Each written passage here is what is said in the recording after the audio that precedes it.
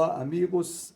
É com alegria que iniciamos mais um culto da Primeira Igreja Batista em Francisco Morato.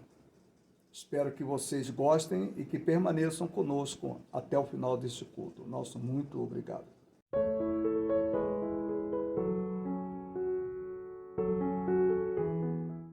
Não se esqueçam de dar um like em nosso culto e também de compartilhar esse culto. Se esse culto tem sido uma bênção para a sua vida, pedimos que você dê um like e, além de dar um like, também não se esqueça de compartilhar. Isso é muito importante para nós. Nosso muito obrigado.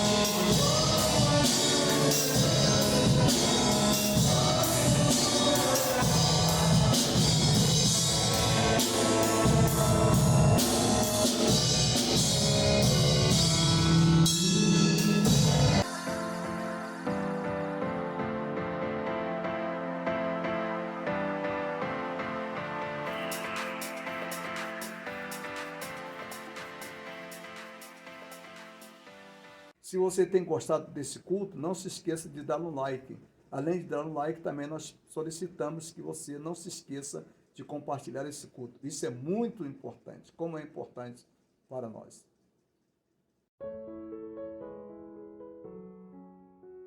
Ao discipular. Os irmãos observem, na leitura do texto, a primeira coisa que aparece é que Jesus estava sendo seguido por uma grande multidão.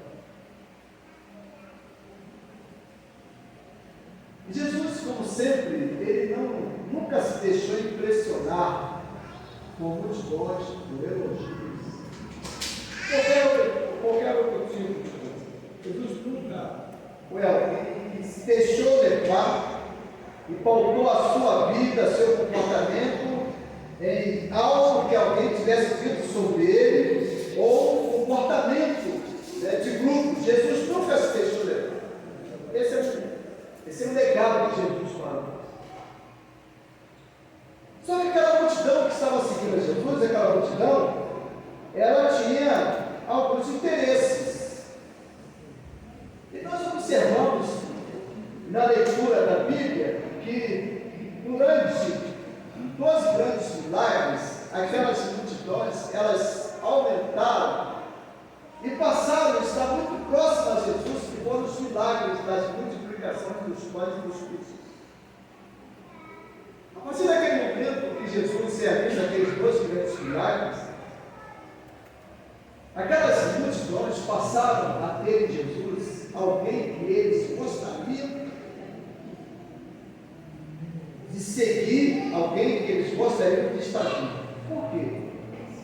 Porque a necessidade básica, a necessidade mais elementar das suas vidas, daquelas pessoas que faziam parte daquela multidão, estavam satisfeitas, que era o alimento, o nosso cara. Mas não era somente isso, havia outras coisas também que chamavam a atenção daquela multidão. Uma outra coisa que chamava muita atenção daquela multidão eram as palavras de Jesus, eram os ensinamentos de Jesus, era tudo novidade.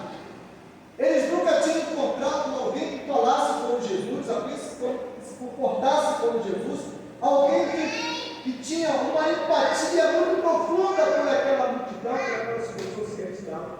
Pelo contrário, as pessoas da época de Jesus eram pessoas profundamente rejeitadas. A sociedade não suportava aquela multidão, que eram multidões formadas de pessoas, principalmente pessoas marginalizadas da sociedade. Então vamos seguir isso. Eram pessoas que ninguém queria em suas casas. O judeu tradicional, o judeu de classe média, jamais imaginaria receber aquelas pessoas em suas casas. Elas não podiam nem mesmo ir no templo. Sabe por que elas não podiam ir no templo? Porque a maioria daquelas pessoas que ali estavam eram mulheres e crianças. O templo, ele não podia receber pessoas, mulheres, elas tinham que ficar num pátio especial. Crianças, receber pessoas portadoras das mais variadas deformidades e também carências. Jamais aquelas pessoas foram ouvidas, foram abraçadas, receberam empatias de algum líder. E agora chega Jesus faz tudo isso, e aquela multidão então passa a olhar para Jesus e ter nele, mestre, ter nele alguém que pudesse ser. É verdade que esse comportamento dessa multidão, às vezes, também são motivações que às vezes não existem nos nossos corações. Por que seguimos a Jesus? E até mesmo a gente pode perguntar por que nós gostamos da igreja. Tem muita gente que gosta da igreja porque a igreja ora por ele.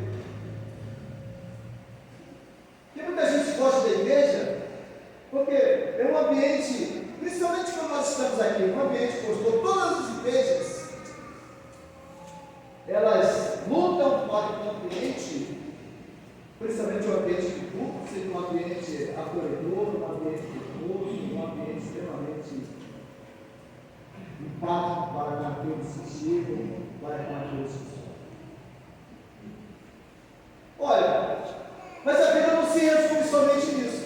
A vida não se resume somente em receber. A vida não se resume somente em seguir a Jesus. A vida vai mais além. Jesus agora, ele vai chamar a atenção daquela multidão, porque agora ele queria, ele está chamando no meio daquela multidão centenas de pessoas para serem seus discípulos. Mas Jesus nunca enganou ninguém, Jesus nunca prometeu nada de facilidade. As facilidades são os nossos que colocamos, mas não por Jesus.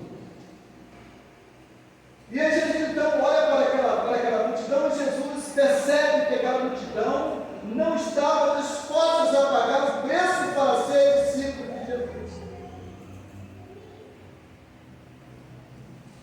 E os irmãos vejam bem quais os preços, quais as condições para seguir a Jesus. Nos versículos 25, 26 e 27, pelo menos algumas se despontam para que nós sejamos verdadeiramente seguidores de Jesus. Primeira coisa, Jesus quer a exclusividade dos seus sentimentos.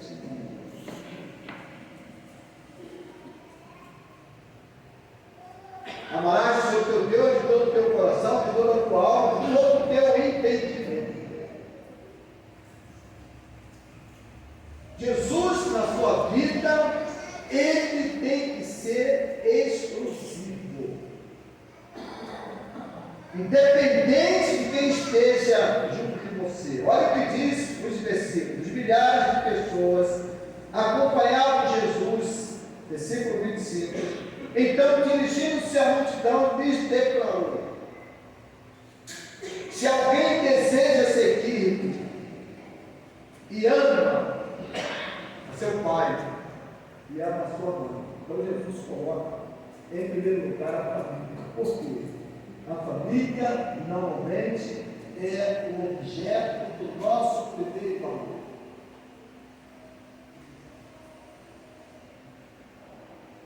Há muitos pais que não amam seus filhos. Isso é deformidade, isso é pecado, isso é monstruosidade. Os filhos não pediram para vir ao mundo. Eu tenho o costume de dizer para os meus colegas que as minhas filhas não pediram para vir ao mundo, portanto, eu tenho que investir nelas. Eles se tornaram até certo ponto pessoas com aquelas ídolos por causa do pai, por causa do comportamento do pai, por causa das atitudes do pai, por causa do comportamento do pai dentro de casa. Mas, irmãos, mas a família, ela deve ser, e ela é, a primeira igreja. A igreja, ela começa dentro de casa. Aí Jesus mostra isso. Jesus coloca em primeiro lugar a família. Jesus vai dizer no versículo de número 26, se alguém deseja seguir e amar a seu pai, sua mãe, sua esposa, seus filhos, seus irmãos e irmãs, e até mesmo a sua própria vida, mais do que mim, não pode ser meu discípulo. O primeiro grande requisito para que nós nos tornemos, para que nós sejamos verdadeiros discípulos, é a prioridade, a exclusividade que damos a Jesus. Agora, deixe-me deixar bem claro aqui que a gente precisa crescer, amadurecer, a gente precisa conhecer mais a palavra de Deus, precisa mais ter comunhão e precisa conhecer mais. Quando eu falo exclusividade, eu não estou falando em atavismo, porque atavismo é muito trabalho. Então, você só ama a Deus se você estiver presente em todos os trabalhos da igreja. Pode ser que alguém esteja em todos os trabalhos da igreja e seja uma pessoa extremamente frutífera, extremamente abençoada, riquíssima, mas também você pode ser que seja uma pessoa que esteja em todas as atividades da igreja mas esteja às vezes como um culto. Às vezes também para atender uma carência nossa, e até mesmo assim, porque alguma monstruosidade que está no profundo dos nossos corações. Há um monstro na Bíblia chamado Leviatã, e esse Leviatã foi escrito por Thomas Morris. E esse personagem Leviatã, ele não pode ser um personagem colocado só sobre um determinado aspecto. O Leviatã pode ser, às vezes, os nossos interesses em dominar, em ter alguém debaixo dos nossos pés. Sabe, às vezes aquela tentativa nossa de controlar a família que a gente não consegue, a gente transfere isso para outros grupos. Eu estou passando por uma experiência no outro setor muito interessante no que diz respeito a uma pessoa membro de igreja. E aquela pessoa, alguém confidenciou que aquela pessoa tem essa habilidade e ela gosta de dominar. E eu achei interessante que no meu primeiro contato com aquela pessoa, ela veio com um monte de coisa que ensinou a fazer assim. Ensinou a fazer desse jeito.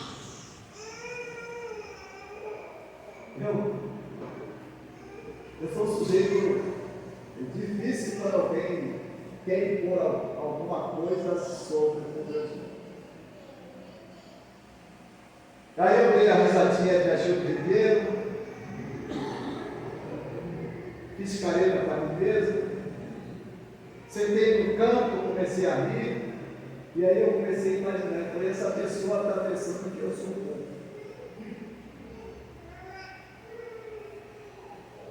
Às vezes eu falo isso para aqueles que fazem parte do meu grupo de trabalho, eu falo, olha, às vezes vocês olham na minha testa e dizem, ali está um pouco, ali está um idiota, eu vou fazer aqui.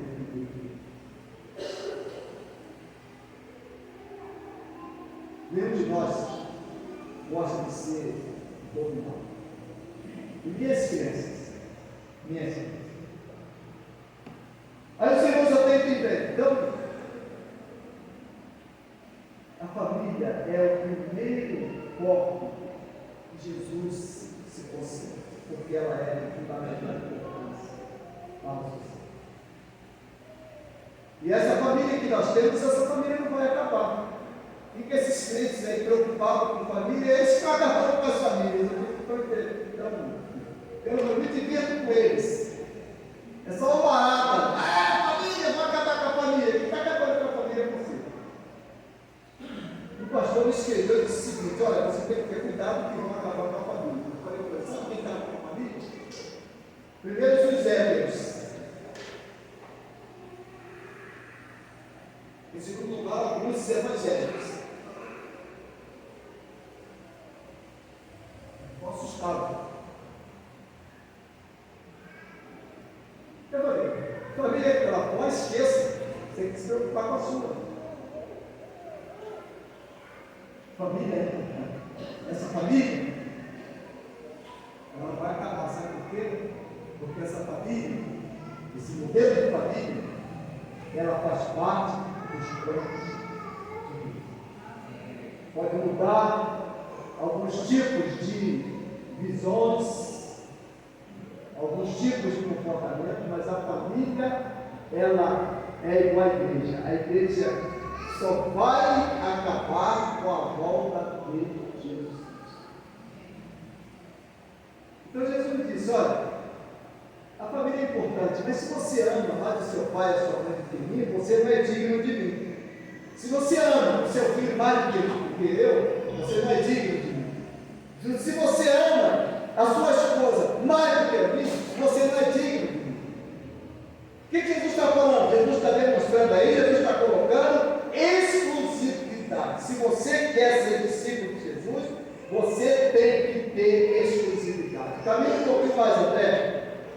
Segunda coisa que nós vemos aí, a renúncia ao amor familiar e à própria vida.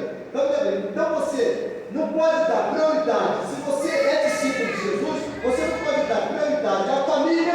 A família não pode estar acima de Jesus e nem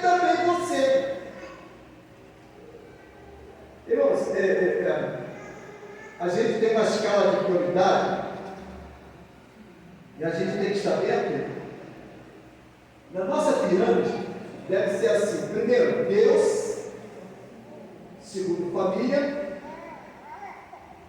e aí terceiro, igreja, templo, revezando com o trabalho. Por que, pastor? Tem muita gente dessa igreja aqui que é obrigado a trabalhar bem comigo. Se ele não trabalhar bem comigo, ele vai passar fome.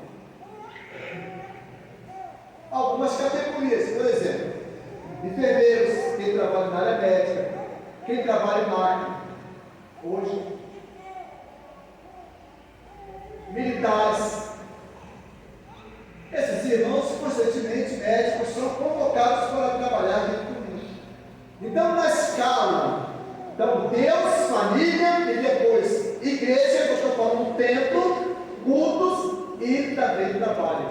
Então, às vezes, um ocupa o lugar do outro. Nesses dois aspectos, você não pode bater o martelo e estabelecer prioridade absoluta. Então você não pode dizer, por exemplo, olha, ir ao culto dia de domingo, se você não for, você vai para o inferno. Se eu falo isso, eu estou mandando os irmãos que trabalham nesses grupos para o inferno. Não. Olha, se ele não for, como é que vai ser a família? Se a esposa não for trabalhar, como é que vai ficar a família? Então Jesus é muito sábio em seu ensinamento. Jesus nos ensina que para sermos seus discípulos, devemos colocar em primeiro lugar em nossas vidas, acima de nossas famílias, nossos familiares, e até mesmo acima de nós mesmos. Isso não significa odiar os nossos entes queridos, mas sim amá-los de maneira subordinada ao amor de Cristo que temos. O amor que temos. Então, você não pode exatamente fazer essa inversão. Então, prioridade e exclusividade é Cristo. E a Bíblia diz: e as demais coisas nos serão acrescentadas. Um pouquinho mais adiante, vamos lá. Aí nós temos agora uma outra coisa também: carregar a cruz. Olha o que Jesus disse: o primeiro requisito para você ser discípulo de Jesus é a exclusividade. Você tem colocado Jesus exclusivo na sua vida. Agora, em ele ser exclusivo da sua vida, não significa que você vai abandonar as outras coisas. Ele ser exclusivo, colocar Jesus como exclusividade, por exemplo, é ser um bom esposo. Sabe por quê? Porque se você ama Jesus, se você é um leitor da Bíblia, se você é um seguidor de Jesus, consequentemente você vai tratar bem a sua família. Não há um crente sequer que seja um seguidor, que coloque Jesus como exclusividade, que não trate bem a sua família.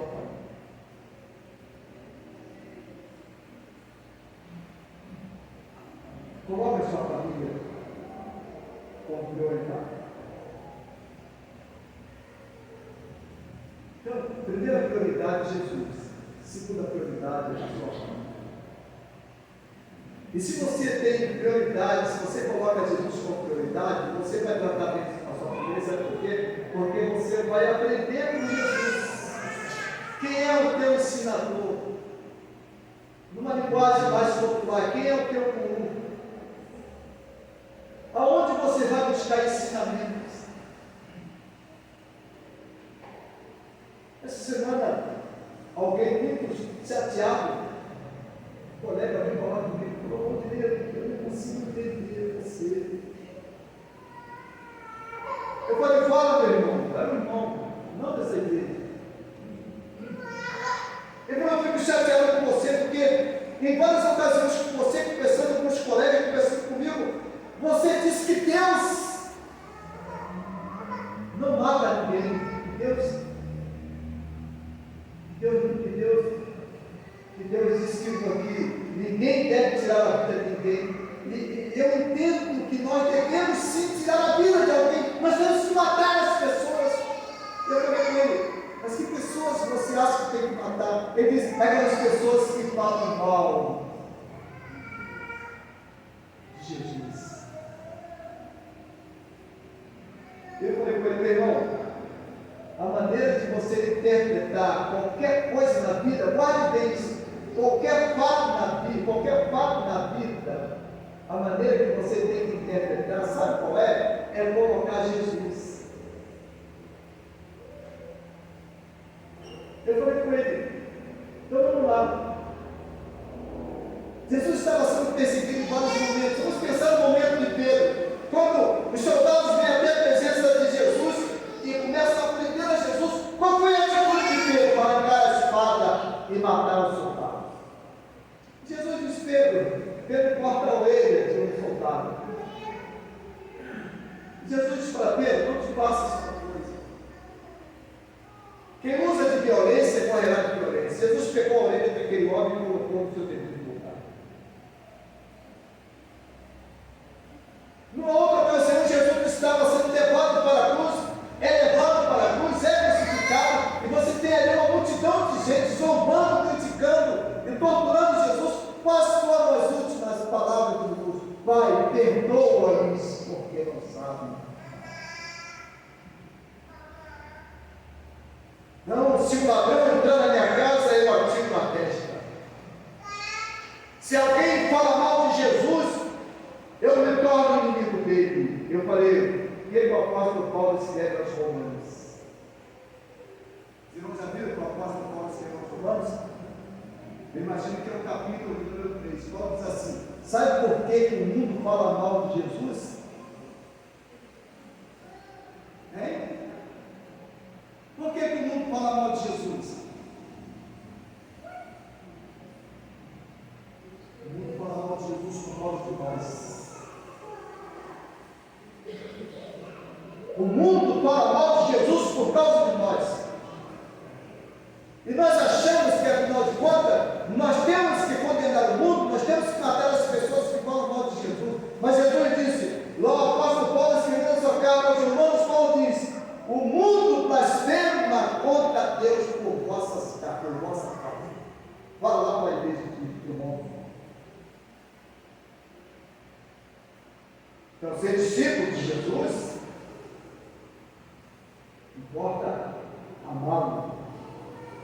Mas, se você ama Jesus, consequentemente você ama sua esposa, você ama seus filhos, você ama os demais membros da igreja, você ama os vizinhos, você ama as pessoas que são contrárias a você, você ama as pessoas que falam mal de você. Isso só é possível se você verdadeiramente, você ama Jesus e se você está em comunhão com Ele. Fora disso, não há possível. Quando você vê alguém cheio de ódio, quando você vê alguém pregando o extermínio do outro, quando você vê alguém mandando outro para o inferno, tenha certeza absoluta que essa pessoa, ela não está em sintonia, ela não está abraçada com Jesus. Por último, o segundo elemento que nós temos aí é carregar a sua cruz. Cruz é símbolo de sacrifício. Ser crente não é fácil.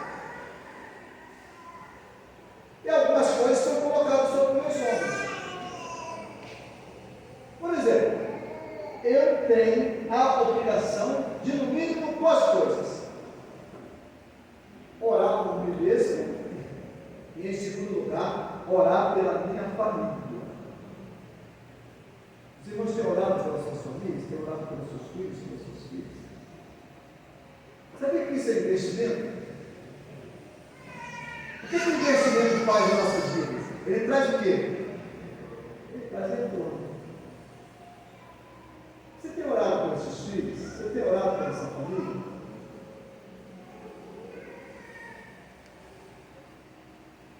É sacrifício. Levantar de madrugada. Dentro do trem, ao invés de você estar com fome, ouvindo outra coisa, pode ser que você esteja com fome, mas esteja conversando com Deus, orando pela sua família, orando pela sua esposa, orando pelo seu lar. A Bíblia diz: orar é sem cessar. Eu só oro quando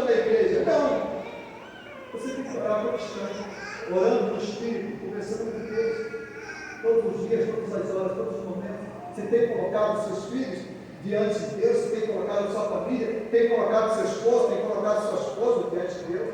Então esse é um peso. Por que é um peso? Porque é um compromisso.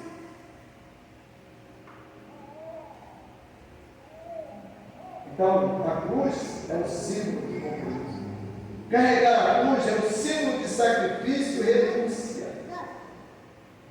Tem muita coisa que a gente tem que abrir mão. Aliás, na vida é assim: ou você abre mão, ou você vai se machucar. Nasci assim, aprendi assim, vou morrer assim. Vai. Gente, presta bem atenção que eu vou falar. A vida está mudando violentamente. Eu estava conversando com alguns pastores. Ó, ser pastor agora, o cara vai ser complicado. Sabe por quê? Semana passada, a irmã Eugênia que está aqui, ela me fez uma pergunta durante a semana. Eu falei, olha, eu vou pesquisar, Eugênia, essa pergunta é muito difícil. E aí, passados os dias, quando foi outro dia, eu encontrei com ela. Aliás, aqui, teve uma pergunta para você, pastor. Olha, eu encontrei a resposta daqui que você perguntou. Olha, a pergunta difícil isso. Eu falei, como você encontrou essa resposta? Ela falou lá no chat.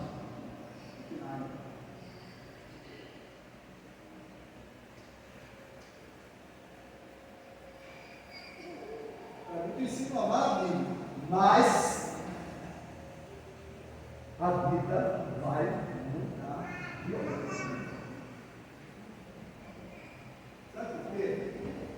Você vai falar alguma coisa, sabe o que teu filho vai fazer?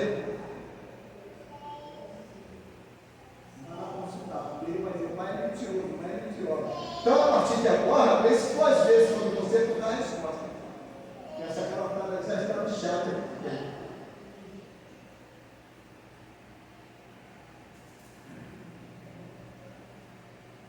Eu quero explicar coisas fenomenais. Dentro do Bíblia, não estou falando só do coisa do Bíblia. Por exemplo, eu estava com esse problema lá no capítulo 36 do livro de Números. E aí eu fui lá naquele chat lá e coloquei uma série de coisas. Gente!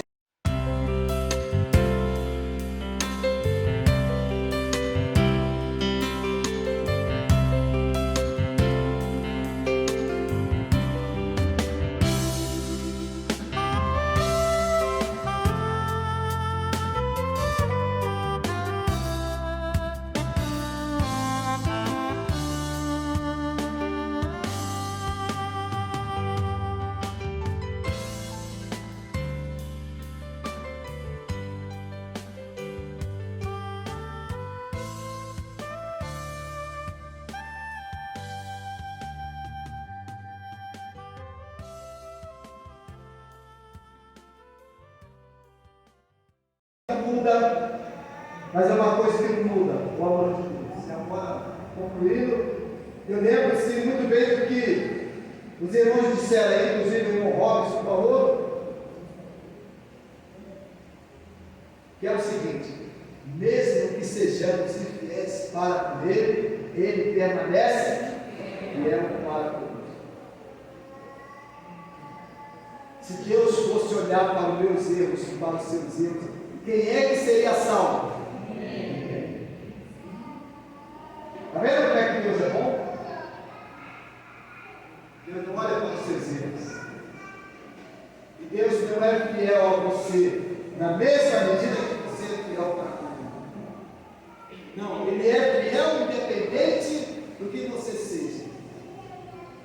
Você sabe, se você não é fiel para com Ele, Ele permanece fiel para você. Mas Ele exige. Ele solicita, Ele pede, Ele clama que você adote essas 2 coisas, 2 pré-requisitos. A exclusividade. Jesus deve ser exclusivo em nossa vida. Esse lugar. Você vai ter que abrir mão de muitas e muitas coisas. Carregar a sua cruz, seus sofrimentos, seus problemas. É você que tem que carregar. Não é Jesus que vai carregar. É você que tem que carregar. Que Deus abençoe a sua vida, que Deus abençoe o seu coração.